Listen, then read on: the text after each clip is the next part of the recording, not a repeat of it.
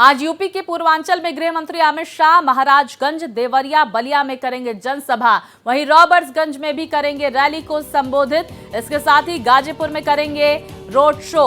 ये बड़ी जानकारी सामने निकल कर आ रही है। केंद्रीय गृह मंत्री अमित शाह के दौरे से जुड़ी हुई आज पूर्वांचल को साधते हुए नजर आएंगे केंद्रीय गृह मंत्री। उनकी तमाम जनसभाएं पूर्वांचल में प्रस्तावित है। साथ ही उनका रोड शो गाजीपुर में देखने को मिलेगा। तो महाराजगंज, देवरिया, बलिया को साधेंगे। रॉबर्ट्सगंज में भी हुंकार भरते हुए नजर आएंगे।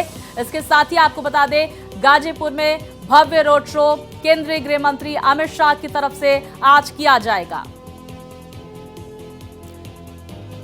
तो लोकसभा चुनाव का अंतिम चरण, तमाम दिग्गजों ने पूरी ताकत झोंक दी है। इस चरण में चुनावी प्रचार की कमान संभालते हुए लगातार तमाम दिग्गज नजर आ रहे हैं।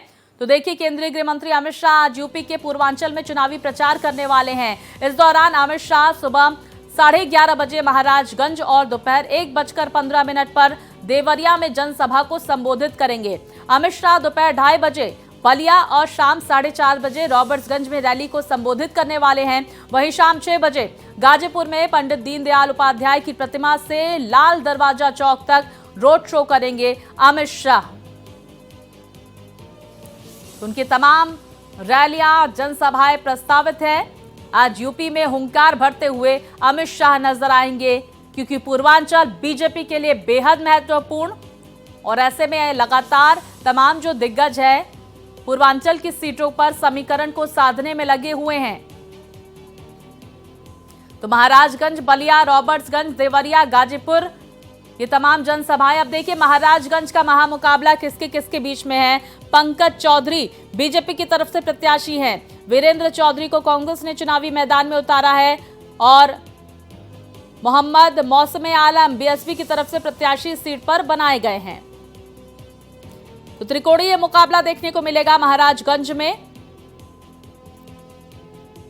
जहां पर बीजेपी, कांग्रेस और बीएसपी के बीच में ये फाइट होगी। अब महाराजगंज का जनादेश भी देख लीजिए। 2019 का पंकज चौधरी सीट से जीते थे। अखिलेश सिंह को हार का सामना महाराजगंज में करना पड़ा था।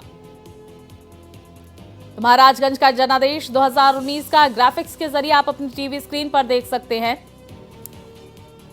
दिलचस्प फाइट इस सीट पर देखने को मिलेगी, क्योंकि मुकाबला इस सीट पर बीजेपी, कांग्रेस और बीएसपी का है। वहीं 2014 का जनादेश देख लीजिए। पंकज चौधरी इस सीट से जीते थे। काशीनाथ शुक्ला को हार का सामना इस सीट पर करना पड़ा था।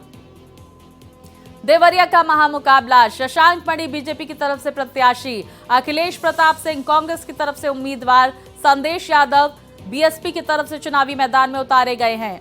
तो दिलचस्प फाइट इस सीट पर देखने को मिलेगी। देवरिया को साधते हुए आज केंद्रीय गृह मंत्री अमित शाह नजर आएंगे। शशांक मणि के समर्थन में वोट की अपील वो करेंगे। देवरिया का जनादेश देख लीजिए। 2019 का रमापति राम त्रिपाठी सीट से जीते थे। विनोद कुमार जायसवाल को हार का सामना देवरिया में करना पड़ा था।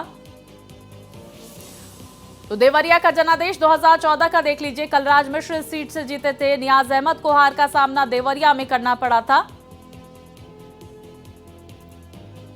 तो देवरिया का जनादेश आपने देखा। बलिया का महामुकाबला भी देख लीजिए। नीरज शेखर पूर्व प्रधानमंत्री चंद्रशेखर के बेटे, जो चुनावी मैदान में बीजेपी की तरफ से उतारे गए हैं। सनातन पांडे को समाजवादी पार्टी ने उम्मीदवार बनाया है। लल्लन सिंह यादव यहां पर प्रत्याशी बीएसपी की तरफ से बनाए गए हैं। बलिया का जनादेश 2019 का आपकी टीवी स्क्रीन पर। वीरेंद्र सिंह मस्त इस सीट से जीते थे और सनातन पांडे को हार का सामना बलिया में 2019 में करना पड़ा था। बलिया का जनादेश 2014 का हम आपको दिखाएंगे ग्राफिक्स के जरिए। लेकिन देखिए, दिलचस्प फाइट इस बलिया में देखने को मिलेगी इस चुनावी मौसम में, जहां पर 2014 की अगर बात की जाए तो भरत सिंह इस सीट से जीते थे। नीरज शेखर उस वक्त समाजवादी पार्टी में थे और चुनावी मैदान में उतारे गए थे। हार का सामना उन्हें करना पड़ा था, लेकिन इस बार बीजेपी के टिकट से वो चुनाव लड़ रहे हैं। रॉबर्ट्सगंज का महामुकाबला टीवी स्क्रीन पर ग्राफिक्स के जरिए, जहां पर रिंकी कौल अपना दल सोनेवाल से चुनावी मैदान में उतारी गई हैं, क्योंकि एनडीए की तरफ से वो प्रत्याशी बनाई गई हैं। समाजवादी पार्टी ने देखिए छोटे लाल खरवार को उम्मीदवार बनाया है। वहीं बीएसपी की तरफ से धनेश्वर गौतम यहां पर प्रत्याशी रॉबर्ट्सगंज में बनाए गए हैं। दिलचस्प फाइट तीनों के बीच में देखने को मिलेगी। त्रिकोणीय ये मुकाबला। रॉबर्ट्सगंज को भी आज साधते हुए नजर आएंगे केंद्रीय गृह मंत्री अमित शाह।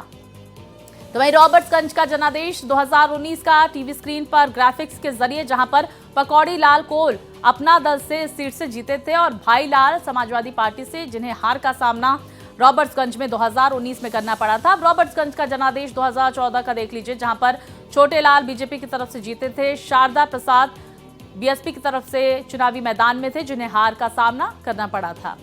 उसके बाद देखिए, रॉबर्ट्सगंज के बाद चुनावी हुंकार भरते हुए, रोड शो करते हुए गाजीपुर में केंद्रीय गृह मंत्री नजर आएंगे, जहां पर मुकाबला है। पारसनाथ राय बीजेपी की तरफ से प्रत्याशी बनाए गए हैं।